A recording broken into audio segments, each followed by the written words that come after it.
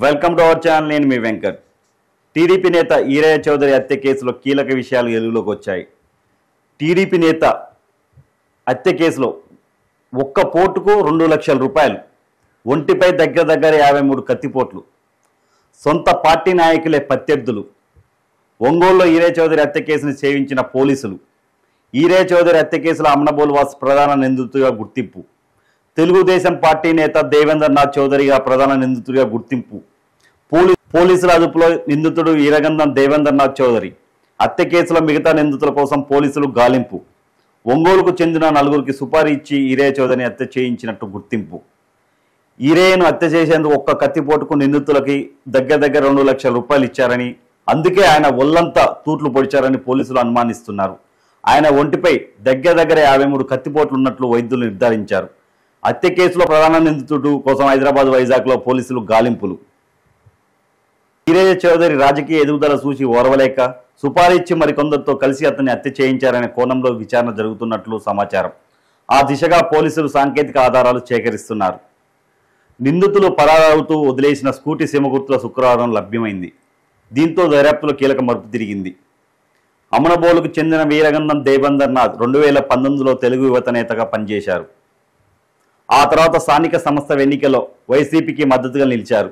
ఈరయ్య చౌదరికి రాజకీయ ప్రత్యర్థిగానే ఉంటూ వచ్చారు. వచ్చే నెల మొదటి వారంలో ఈరయ్య చౌదరి పీడీసీసీబీ అధ్యక్షుడు కానున్నారన్న ప్రచారం జరుగుతుంది. దీంతో ఇటీవలే రోయల్ చెరువు నీటిని మళ్లించడం తలెత్తింది. మరోవైపు తెదేపాలోకి చేరేందుకు ఈరయ్య చౌదరి అడ్డుపడుతున్నట్లు అనుమానించడం వంటి పరిణామాలతో దేవేంద్రనాథ్ పగపెంచుకొని మరికొందరితో కలిసి హత్యకు ప్రణాళిక రూపొందించినట్టు తెలుస్తుంది. దీంతో పాటు ఉప్పగూడూరుకు చెందిన నల్లూరి రాజా, వినోదరాయన్ పాలెనికి చెందిన సుబ్బారావు, మరొక 20 మందిని నిందితులుగా భావిస్తూ పోలీసులు విచారిస్తున్నారు. ఏదేమైనప్పటికీ ఈ హత్య చాలా బాధాకరం. ఎందుకంటే ఒక వ్యక్తి ఎదుగుదలని చూడలేక, ఎవరైతే ఇప్పుడు గతంలో వైసీపీకి పనిచేశాడు, ఇప్పుడు మళ్ళీ తెదేపాకు మద్దతుగా వచ్చాడు. ఏదేమైనప్పటికీ ఈరయ్య చౌదరి ఉంటే నా ఎదుగుదలకు అడ్డొస్తాడనుకుండో ఏమనుకుండో కొన్ని కుట్రలతోని అతన్ని సపారిచ్చి ఒక్క కత్తిపోటుకు 2 లక్షల రూపాయలంట. అంటే దగ్గర అతను ఒంటి మీద 53 కత్తిపోట్లు, అంటే దగ్గర 1 కోటి రూపాయలు సుపారీ. అంటే ఒక మనిషిని చంపడానికి చూడండి, అసలు ఫస్ట్ టైం ఒక కత్తిపోటుకు 2 లక్షలు అంట. ఎప్పుడు అసలు ఇలాంటి వినలేదు, అసలు చూడలేదు మనం ఇంత వెరైటీగా. అంటే ఒక మనిషి దగ్గర 53 కత్తిపోట్లు అంటే ఒళ్ళంతా అసలు ఎంత దారుణంగా చంపారు. అసలు మనం మాట్లాడడం కూడా చాలా బాధగా ఉంది.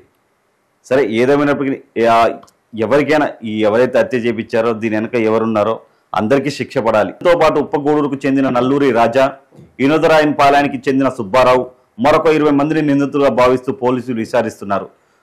ఏదేమైనప్పటికీ ఈ హత్య చాలా బాధాకరం. ఎందుకంటే ఒక వ్యక్తి ఎదుగుదలని చూడలేక, ఎవరైతే ఇప్పుడు గతంలో వైసీపీకి పనిచేశాడు, ఇప్పుడు మళ్ళీ తెదేపాకు మద్దతుగా వచ్చాడు. ఏదేమైనప్పటికీ ఈరయ్య చౌదరి ఉంటే నా ఎదుగుదలకు అడ్డొస్తాడనుకుండో ఏమనుకుండో కొన్ని కుట్రలతోని అతన్ని సపారిచ్చి ఒక్క కత్తిపోటుకు 2 లక్షల రూపాయలంట. అంటే దగ్గర అతను ఒంటి మీద 53 కత్తిపోట్లు, అంటే దగ్గర 1 కోటి రూపాయలు సుపారీ. అంటే ఒక మనిషిని చంపడానికి చూడండి, అసలు ఫస్ట్ టైం ఒక కత్తిపోటుకు 2 లక్షలంట. ఎప్పుడు అసలు ఇలాంటి వినలేదు, అసలు చూడలేదు మనం ఇంత వెరైటీగా. అంటే ఒక మనిషి దగ్గర 53 కత్తిపోట్లు అంటే ఒళ్ళంతా అసలు ఎంత దారుణంగా చంపారు. అసలు మనం మాట్లాడడం కూడా చాలా బాధగా ఉంది.